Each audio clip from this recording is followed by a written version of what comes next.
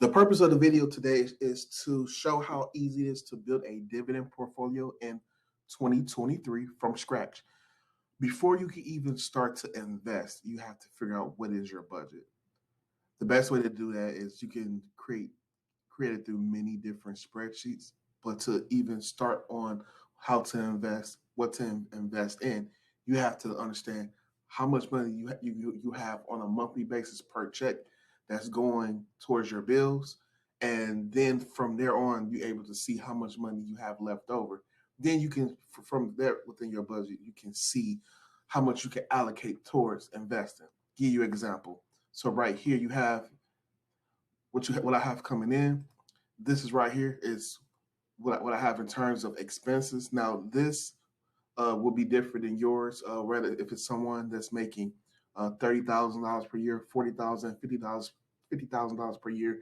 It all depends on your monthly expenses. But when you put it like this, and you can use this as a template, you are able to see basically all where your money is going. So for example, you see right here is my main bills, and on a monthly basis, that's about $407 for the first check, and for my second check, I'm paying roughly $1,600 in my second check because I have a mortgage, and I have solar panels for my my house. But besides that, once you know and you create a spreadsheet, you see what are your expenses, then you can see how much you can allocate towards investing. And then this is outside of the money that you put into for your 401k. So if you're investing into your 401k, always try to invest up to the match of what the company is giving you, matching, where so your company match dollar for dollar up to 4%, 5%, do that first, and then whatever you can invest afterwards, then you can look here and see what your budget is. And trust me, I started with $0. You can too, but before you can even dip your toe into investing, you need to see what your expenses are. So if you would like to just use this as an example, or create another creative way, you can be my guest. You don't have to follow my way. This is just to show you that it is for you to hold yourself accountable as you're starting out with $0, to see how much money you can afford to invest. So you see, for me, I'm planning on investing about roughly like $1,500 per month in all my different investment accounts, spread across my different investment accounts. I've been investing for 5 years. You would be different, but the budget first. Come down with the budget, see what you got your money coming in, see where your money is going, and then you can figure out, see if you can start out with $100 per month, $250 per month, to even graduate to wanting to spend more than that. Now, to show you that once you have figured out how to do your budget and see how much the money you got coming in, how much money that's leaving your account, the next thing got to really figure out is that just got to get started. Got to get started. We spend a lot of our money going to the club, Starbucks. For me, my vices, chicken. I love chicken. I love tacos. I love going to Torchy's down here in Houston, Texas. I love to eat, but that is like my play money. And so we always can allocate to find an extra $100 to $200 per check. It just depends on where you're spending it. And so after you create your budget, you can actually see where your money is going, and you can see how to allocate an additional 100, 150. But in this example, you started with virtually with $0. Here you have to put a dollar amount to start the model. And so with $1,200 annual per year, that's really just $100 per month. That's just like the bare minimum.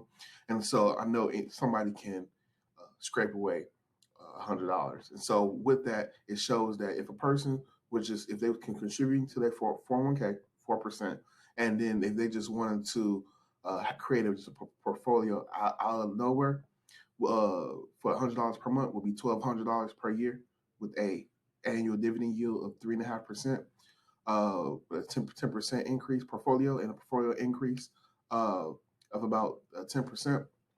If you were to consistently do this, just $100, which is nothing, after 30 years, you have a portfolio balance of 350,000, producing to $10,000, $810. So that's if creating your budget first and then figure out how much you can allocate. So if you want to double it. So let's say that you start to get good with your money with the budget. You start to see like, oh man, wow, this budget I saw in the previous screen that Cordero did, I did it, and I was able to cut certain things. And instead of investing $100, I can invest $200 per month. When you do that, it shows that all the amounts should double, uh, and by doing that, you see basically the amounts double, really. And so after 30 years of consistent investing, you've already invested into your 401k with whatever match your company is doing, and then it only investing $200 per month for 30 years. You have a portfolio balance of $700,285, producing $21,620 of dividend income. And this is a side of whatever money that you got invested into your 401k. This is also money that's not your Social Security. Once you decide to want to file for your Social Security, this is just portfolio balance. So all you gotta do is I'm showing that just because I'm investing $1,500 a month, if you just can spare just sacrifice it and uh, invest in at least $200 per month, and you're doing consistently, you can. And then if you can make more money through side hustles, driving Uber, DoorDash, a YouTube channel, and let it grow and let it compound, start a business, or get a raise, get a bonus, you can honestly increase this amount from $200 to maybe $450 per month. And then if you have a spouse, their income combined with your income, you can invest more. But we just will start out just with $100 per month, contributing $200 per month, and seeing how it grows. Because when you stay consistent, that snowball it increases. And so now let's talk about where do you invest your money into. So you created the budget as in the first screen. Now you want to invest at least $100 to $250 per month. Cordero, where do I invest into? You can either invest into ETFs. We could talk about ETFs in another video, but we're going to talk about dividend stocks, creating a dividend stock portfolio.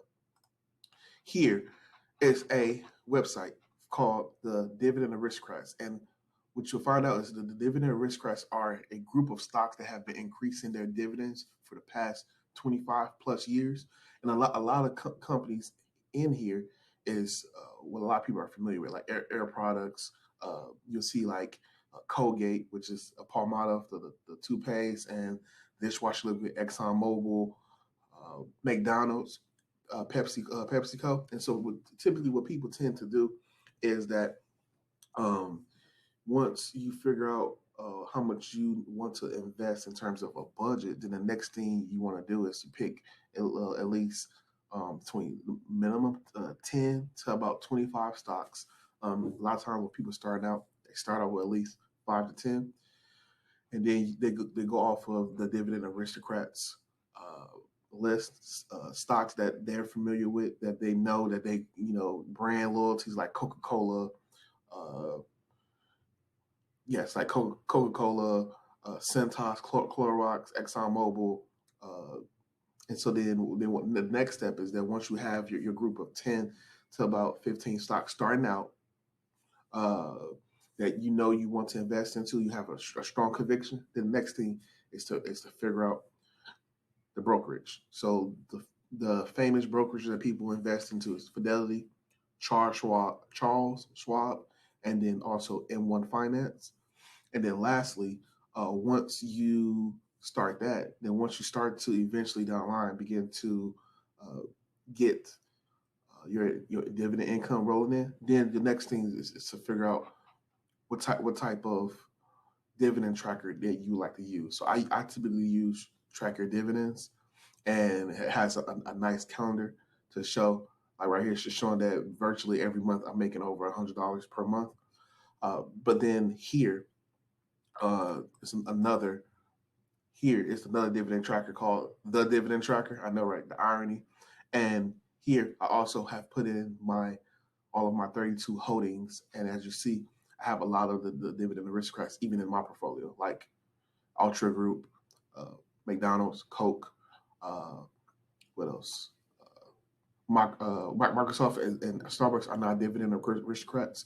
I think they're like champions or challengers, but they're approaching in a couple years, 5 or 6 years, to increasing their dividends for 25 plus years. And you want companies like that in your portfolio because uh, you don't want to be in retirement and your income is great to have Social Security, but yeah, Social Security it increases or COLA increases with cost of living adjustment due to that year.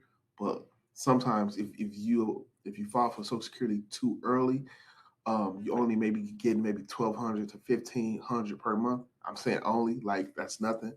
But what happens is that with inflation going up a lot these past years alone, 6%, 7%, 8%, that $1,200 is going to be eaten up by inflation. So you're going to need something that going to be paying you consistently, that's going to grow consistently over the inflation. That's why I love dividends, because a lot of these dividend stocks like Best Buy uh, increase their dividend like over 15%. McDonald's increased their dividends over like 7.9%. And you think like, that's only 7%, right? But imagine when you're working at a job, you get one paycheck. Imagine you stay consistent and you pick at least a group of 10 stocks that you truly love, high conviction, and those stocks growing per year. The dividend income grows from annual from 25 to 27 to 28, 30. And on a 30-year basis, it grows to, substantially.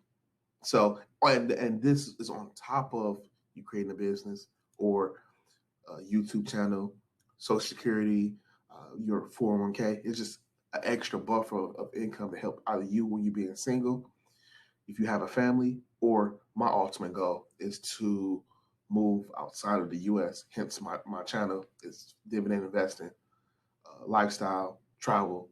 And I travel a lot and use a lot of this money to let it grow, invest in crypto. And also, ultimately, the goal is to move to Colombia or move to either the Philippines and be a passport bro. So after all that's it. That's how you start a dividend portfolio from scratch, from zero.